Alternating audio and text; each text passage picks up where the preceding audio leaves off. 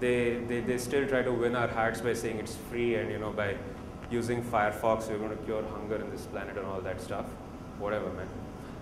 And Apple is just completely blind to the fact that they can be hacked. I mean, we are Apple, we run a Mac. Like, who the fuck can hack us? No one. Well, grow up, guys.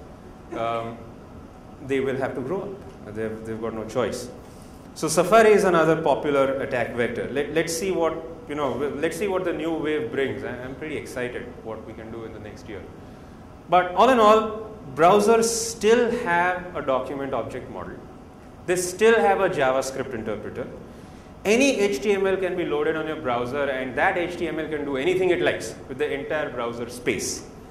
That HTML can invoke a plugin if it's installed. It can fire up a QuickTime player. It can perform a search in your Ask Jeeves toolbar. It can load up a new Flash object, load up a new Java applet, add up a DOM, add frames, and keep pulling more stuff. There is no control that anyone has over what loaded HTML can do. I would say the only thing that even comes close to implementing browser security is the NoScript extension in Firefox. It's like wearing a t-shirt instead of running around naked. That's just about it. There's nothing else that anyone or anything does when it comes to browser security. Not Norton, not McAfee, not Microsoft, not Apple, not Ubuntu, no one. Still same ugly model. This can only change if somebody decides to proactively work on a better HTML and an HTTP standard. You've got to think it through and build in mechanisms to protect against browser exploits. Until then, you can raise the bar as much as you want, but there's always going to be possibilities. Like I wish I had a demo to show you. I probably will have one ready next week. A friend and I are quite close to getting exploits to properly run on IE8. Same old exploits, but yeah, IE8 makes life a little more difficult for the exploiter, but it can be worked around. There's issues like DEP bypass, which we can overcome using return-oriented programming. There's issues with ASLR, which we can overcome by just using multiple instances and choosing different addresses in every one. Like, why can't we open up 256 frames and use a different return address in every frame? One of the frames has to pop and things are fine. So we have a lot of helping hands when it comes to writing exploits for browsers. I'll show you. Initial work, pioneering work was done by, or let me at least say the pioneering work was properly collected and perfected by Alexander Soterov and Mark Dowd. If you're interested in browser exploitation, do read their papers. They've done a lot of good work. Some of their techniques are now defeated with new browsers, but well, it's only going to say that new techniques will come up. What are the kind of things we have which can help us for browser exploitation? We have, of course, JavaScript, and JavaScript as our friend. Up until 2002, I used to be able to surf the web with JavaScript completely turned off. It didn't bother me. 2002 onwards, it's impossible to survive the web without JavaScript. I mean, nothing will really work for you. So JavaScript is here to stay. And it's unmitigated. JavaScript can touch anything. There's also a huge possibility with Java applets. I mean, with Java applets, you can write a classic attack which can hijack your entire document object model and transmit everything back to the host from which the applet was loaded from. I mean, people are always searching for bypassing the same origin policy when it comes to cross-site scripting. Why hasn't anybody done it with Java applets? We did it with Java applets. It works like a champ. You can inject a tag, you can inject an applet tag and have it load from your own code base, so you get a connection back. Let the Java applet open up a socket and transmit everything back. We don't care.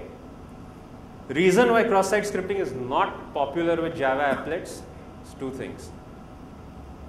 Java applets are ugly, really ugly, horrible to look at, disgusting. I mean, the GUI is stuck in the Sun common desktop environment of the late 80s.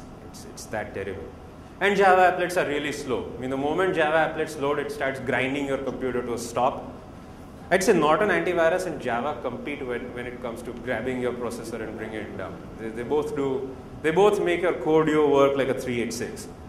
But that's why Java applets don't succeed, because they just take too much to load and run, and then there's this whole sun icon comes in with a Java throbber, and people like me say, oh, get out, just close the page before it has a chance to run. That's why they don't succeed. But there's a huge potential. Hint to exploit writers, Java applets still mark heap pages as executable. So if you're thinking of loading up your shell code and running, Java applets is the way to go. We just hope they get faster, so people actually wait for the exploit to run, not kill it before that. Flash is another interesting thing. Flash can also be used for heap sprays. We don't get executable privileges in Flash, but still, we don't need it sometimes. We can use, if you're doing fancy things with intelligent JavaScript detection, just load up a Flash object and spray the heap using Flash, and it's going to work. With some restrictions you have to get around. Your shellcode and everything has to be purely alphanumeric, or else you'll have to inject it as some other object, some binary object inside Flash, which I'm still learning and trying to do. Flash has great possibilities. There's Microsoft Silverlight, and it's open source project called Moonlight, which you can have on. You can run Moonlight and Silverlight on all browsers, Firefox, Safari, and IE. I'm sure it can run on Opera as well. Not tested it. But that offers a lot of possibilities of manipulating the heap and running your script. So if a lot of talk going on this year about detecting heap sprays using Microsoft Nozzle and some other technologies, and that will try to police the JavaScript interpreter so that if it looks something weird, we won't do it. There's a lot of just-in-time stuff that's implemented. Exclude that. Let them do all the policing. We'll just use Flash and Silverlight and just win. Until they wake up to that, and by then there'll be some other lunacy that will come and help us out. Right. For documents, you have embedded Visual Basic for applications. If you're a Metasploit user, there's a lot of papers on how to package Meterpreter DLLs as VBA. You can generate shellcode which makes it like a VBA package, package it inside documents and just transmit that around. That's a huge attack vector as well. .NET controls also. Let's see a browser exploit in action. Right? A moment. Okay.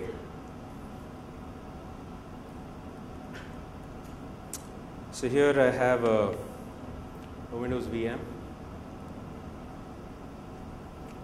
Those of you who've taken the Exploit Lab class over the past 2 or 3 days, 3 days ago, you'll see this is pretty familiar. So all right, let's get doing this. So here's IE, and I'm going to load up a simple exploit in IE, which will basically, this exploit will just run calculator. Calculator has now become the hello world of all shellcode. That's what my friend calls it, SK. He says calc is the new hello world. So we'll do that. Any example you see on Milworm or something that have calc. By the way, Milworm's down. Right? Milworm went down at 1 a.m. last night. Is it back up? I don't know if anyone knows. But give me a moment. I have to read through my notes.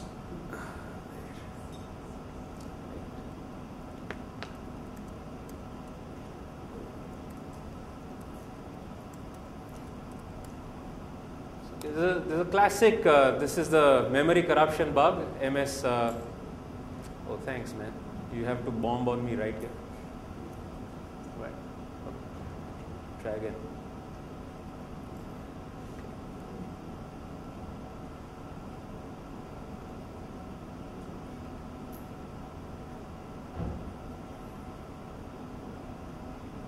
Hang on.